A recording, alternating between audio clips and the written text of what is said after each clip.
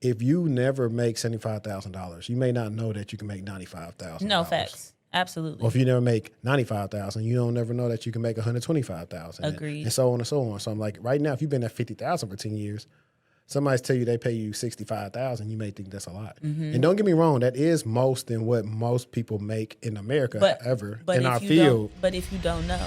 Today, and it's funny how life works because I was thinking about making this a tweet thread, and I still may make it a tweet thread.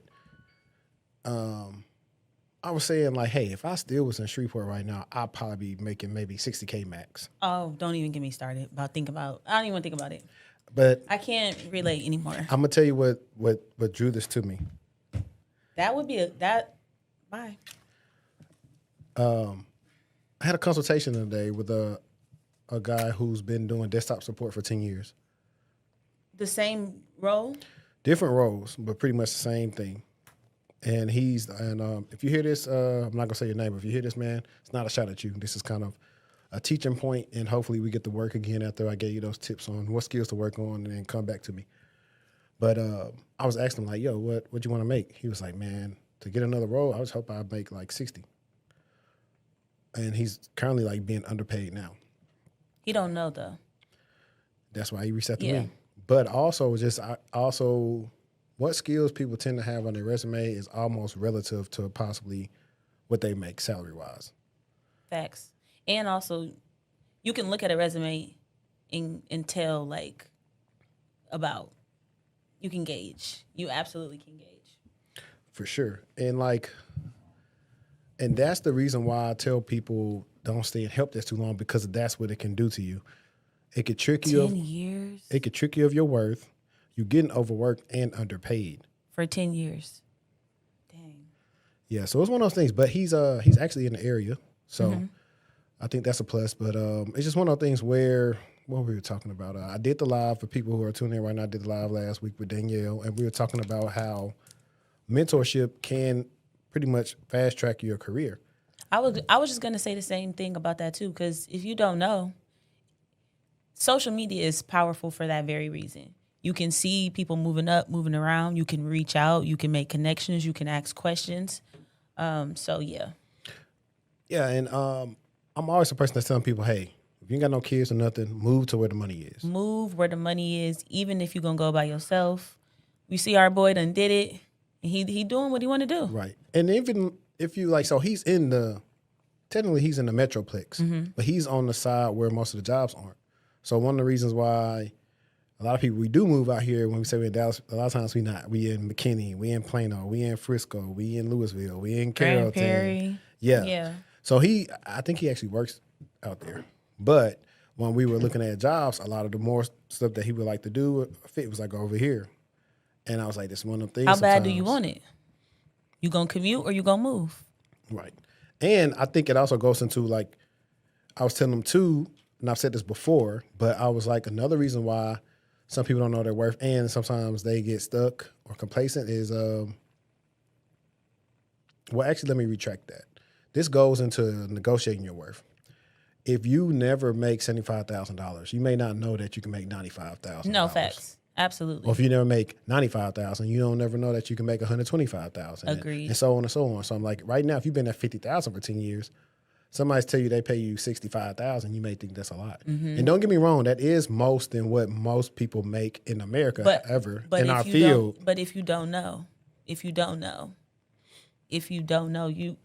I've been talking about this thing that we're talking about right now for like 2 weeks with some of my friends. It's like, if you don't have people who dream big, if you don't have people around you who have hit these numbers or who have experienced or been able to do these things, you literally can't most times think bigger than that. You have to be exposed to it in some way, shape, or form for you to be like, oh, I can do that too. Or I want that for myself.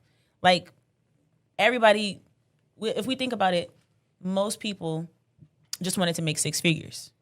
And then we found out you can make more than six figures, right? We found out that you can make over 100K.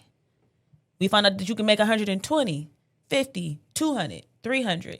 So if you don't meet people who are doing these things or who are trying to do these things, you will never even think 250. Right. And when you think about this too, most of the time in our immediate circle or our family, a lot of them that make over $40,000, Exactly. $25,000 a year. 100,000 was a stretch. You had people, they were good with 10, 15 years ago, 20 years ago, $20 an hour, which you could live on back then. Yeah. So times have changed. Now, if you're talking about money, it may seem a little out of touch, or what you say to them may be out of touch of. And I think that makes it. I think that makes it difficult too, because if you don't have anybody in your family, let's say you don't have anybody, right? You don't know anybody in the field that you're trying to get in, and also you don't have anybody in your family that you can have those conversations with when you do get the offer on, okay, how do I negotiate, or what should I be trying to advocate for myself more, whether it's stock, whether it's your base, whether it's, the extra perks that you can get. But if you don't have people in your life who are doing these things, then you won't know that you can do these things, and you won't really know how high your ceiling can really go. Yeah, for sure. And so that's why your network is important, meeting people. That's why with what's the word I want to look for? With the influx of, I know you people have been calling them influencers, but hate it or love it, they've introduced you to some stuff you were not privy of 5 years ago. And we're almost going on to 2026. That's what I'm saying. So now you can find the people online that do the things that you would like to do, and the things that you're like, well, how do I get to A to B? Right? We all know if you want to go somewhere in your car, you just put it in Google Maps, Waze, or Apple Maps. But a lot of times before this, a lot of people didn't have any maps for their career. And so early on, when you first get a new job or you finally in corporate, that's one of the things you need to figure out is the map for my career. Who could I find that would be my mentor? And you really don't have to ask them. Like I said, if you just show up, do the work, and be likable, somebody may take you under your wing. And if they do, and if they're higher up enough, one, visibility, two, they can help you get onto a team that you may not be the most qualified for, but because they got faith in you, the company will have faith in you. And that's how the cycle goes a lot of times internally. Externally, it's similar. You might do a little bit more work to find a mentor or a coach or whatever you need to do. But at the end of the day, you have to do these things to invest in your career, because sometimes we're stuck like in the present.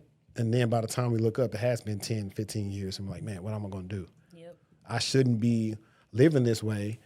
I have a lot of experience. I have a lot of potential, or even to do just more. Desire.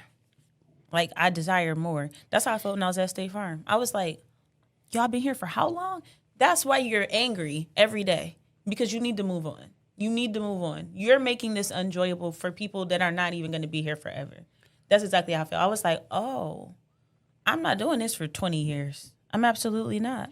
Yeah. No, that's all facts. And if you feel like that and you're still with us right now, leave a comment in the comment section and tell us, hey, did you move away to make the bag, or are you still in your city or like your hometown and you hadn't make the bag and you want to make the bag, but maybe life got you down with kids and everything else. I'm telling you, when there's a will, there's a way. We got plenty of guests that'll come on where they have kids and they've made a way to give their kids a better life and themselves a better life. Welcome back, everybody, to episode 195 of the Tech Talk Podcast.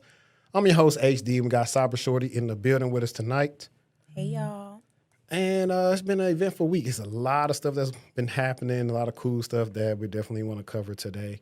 But first and foremost, if you're listening to us in the car ride or you're going to work, please follow us on Apple Podcasts, Spotify, all the other mediums, and on YouTube. All you got to do is hit the thumbs up button. And then if you keep on listening and you like us, subscribe. But earlier, we were kind of talking about complacency and kind of wanting more for your career. And it's not a chastisement. It's just a position that most people have been at before. Yeah, and this is a position that a lot of people don't know that they're in. Yeah, and I think that's one of those other things, too. We have people like the attack on anti-intellectual, that might make that a blooper, anti-intellectualism. Yes. And you always hear these people, they're ragging on a lot of people who went to school, like, oh, you went to school to only make yada, yada, yada, yada, yada, yada. But you know what else school does? School start introducing you to, like, the roles that I know I could do now. I seen it on the bulletin at school. Yeah. Yep. And this is before I ever got into the industry. But like I said, that was, 15 years ago. I'm ancient. But that's just one of the things where school can be beneficial. And no matter what school you go to, it can show you. You can go to WGU. Oh, my gosh.